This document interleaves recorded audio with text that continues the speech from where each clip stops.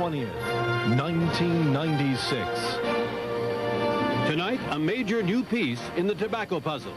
Did Philip Morris try to hide what it knew about nicotine and addiction? It's just a cover-up that's unbelievable. He was on the inside, doing secret research, until the company shut him down. Now he tells all to Peter Jennings. Are you suggesting that Philip Morris didn't want to be accountable for what you discovered? That's exactly what I'm saying. From ABC News with anchors Diane Sawyer, Sam Donaldson, Chief Correspondent Chris Wallace, Judd Rose, Sylvia Chase, John Quinones, Renee Poussin, Jay Shaler, and Cynthia McFadden. Primetime continues after this brief message. Primetime, now from Washington, Sam Donaldson. Good evening. Diane is off tonight.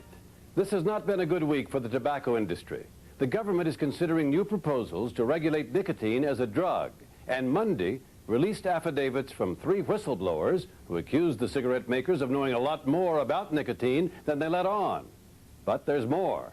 Peter Jennings is in New York with new evidence of what was going on behind the scenes. One of the most important tobacco whistleblowers ever to come forward is Victor DeNoble, a former scientist at Philip Morris, the nation's largest cigarette maker. DeNoble did pioneering work on the powerful effects of nicotine. We first began to hear about him a year and a half ago, when he testified before Congress. Did Philip Morris try to keep your work secret?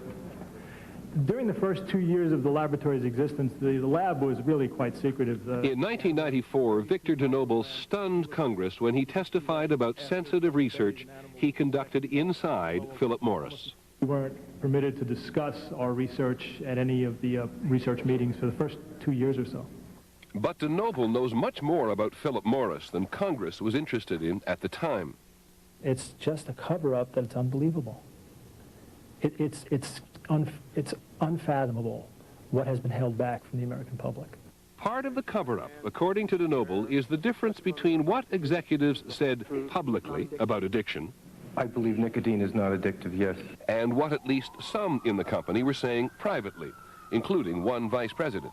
He came to visit our lab in the 1983 period, and I was giving him, you know, sort of the explanation between addiction and drug dependence in animals and humans. And he pulled out a cigarette, and he said, "Boy, don't tell me these aren't addicting. I shoved 2 of them in my vein in the morning if I could." So there was complete freedom of discussion inside the company about the fact that cigarettes had addictive properties. Is that the correct way to say I it? think that's a very correct way to say it. But Philip Morris did more than talk about nicotine. DeNoble says they hired him to find a replacement for nicotine, one that would still have the drug effects, but would be safer. 130,000 people die of complications of cardiovascular disease every year attributable to cigarette smoke. That was the premise of the entire program, to find a substitute that smokers would inhale, it would go to their brain, activate the pathways in the brain, but not affect the heart. In the process of finding a replacement for nicotine, DeNoble says his research on animals found that nicotine had some of the properties of a drug of abuse, and that a safer cigarette could be developed. And was this just an open company lab you were working at? Our lab was really quite secretive. Our windows were painted black so people couldn't see in, and for the first 18 months I wasn't allowed to even tell people in the research center what I was doing, just senior management at Philip Morris. What DeNoble found was that rats would self-administer nicotine by hitting levers. According to DeNoble, senior management became worried that if his research became public, it could lead to government regulation and make the company more vulnerable in smoking-related lawsuits. He told us his bosses sat him down and suggested a plan. We're going to let you go. We're going to put you in a warehouse in downtown Richmond, and we're going to let you build your own facility, and we'll contract with you so that you can do the research. You just won't do it as a Philip Morris employee. And why would you not do it as a Philip Morris employee? Well, that would distance it from the company. And the company was specific with you that they wanted you to work outside the company for this reason? Right, but that wasn't good enough. So they, at one point in September of 1983, they were going to move our lab to Switzerland so that they would not only be distant, it would be not discoverable. Because research you do in Switzerland would not be recoverable by whom here? by any U.S. courts or a lawyer. Most of the research done in Europe, it's very, very difficult to get a hold of. If there were other reasons to do research overseas, Victor DeNoble was not told. We have learned that Philip Morris used more than one overseas research center. According to this Philip Morris document, the company conducted research in at least 4 laboratories in Europe. One is in BIFO, a lab in Cologne, Germany. As of early this year, it was performing research for its parent company, Philip Morris. Were certain kinds of research conducted by in BIFO rather than in Richmond? Oh, absolutely. I remember when I first heard about in BIFO, you know, I thought I had the secret lab, and then they have this secret lab over in Europe. It was kind of a strange concept for me to understand. In a sworn statement to the Food and Drug Administration made public only this week, the former Philip Morris scientist Ian Udes confirmed what DeNoble had told us. I found out, he said, that hardly anyone knew anything about in BIFO. Why did Philip Morris need in BIFO? Philip Morris needed in BIFO because there were certain research projects that clearly the company did not want to have done on United States soil. These projects involved cancer-producing agents. These projects involved ways to manipulate components of cigarette smoke. According to this document we obtained, in BIFO, the German lab, conducted research on a range of topics, including nicotine pharmacology. We asked to interview Philip Morris on camera about in BIFO and the rest of DeNoble's story, but the company declined. The company sent this statement, acknowledging that in BIFO's scientists and employees have expertise in an array of disciplines, including pharmacology and toxicology. Cigarettes contain nicotine because it occurs naturally in tobacco. Nicotine contributes to the taste of cigarettes and the pleasures of smoking. The presence of nicotine, however, does not make cigarettes a drug or smoking addiction. From your point of view, why has Philip Morris all of these years maintained that their interest in nicotine has to do with flavor, and you come to the conclusion it has to do with addiction? Well, I didn't come to that conclusion, they did.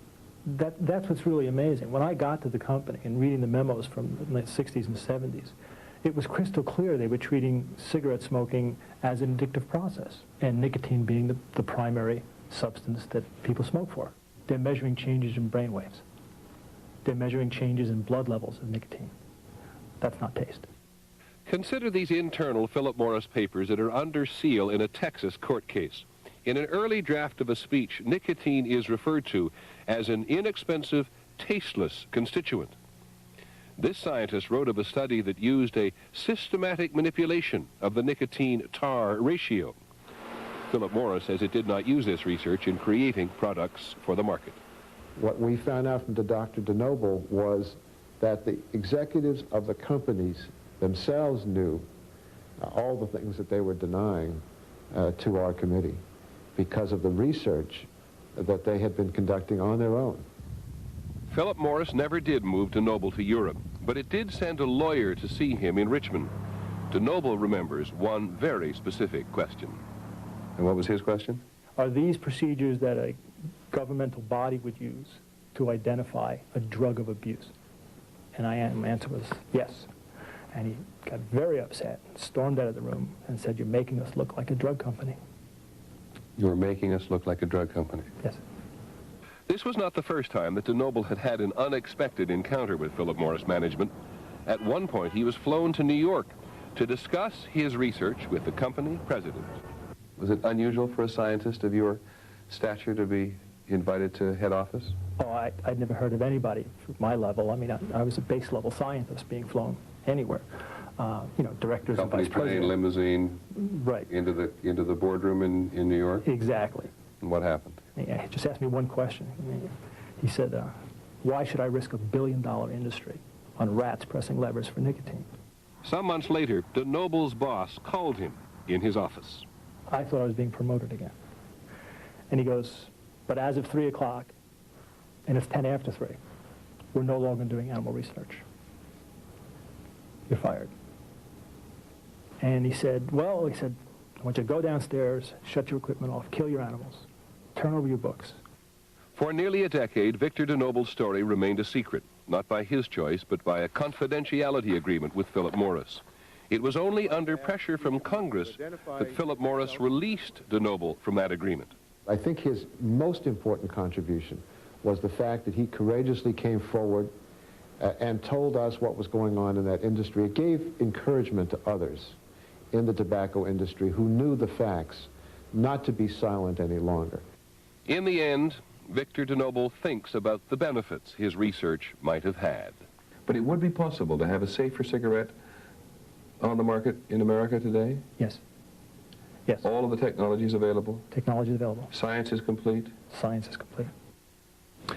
A few hours ago, we received a letter from Philip Morris in which they said that Dr. DeNoble, at the time he worked for them, did not believe nicotine was addictive. But DeNoble told us he always believed nicotine was a powerful drug, although at the time of his experiments, he had not yet finally concluded that it met the technical definition of an addictive drug. Also this weekend, we spent time with Ian Udes, another former Philip Morris scientist and one of this week's whistleblowers. He confirms Dr. DeNoble's conclusion that nicotine acts like a drug. Prime Time. We'll be right back.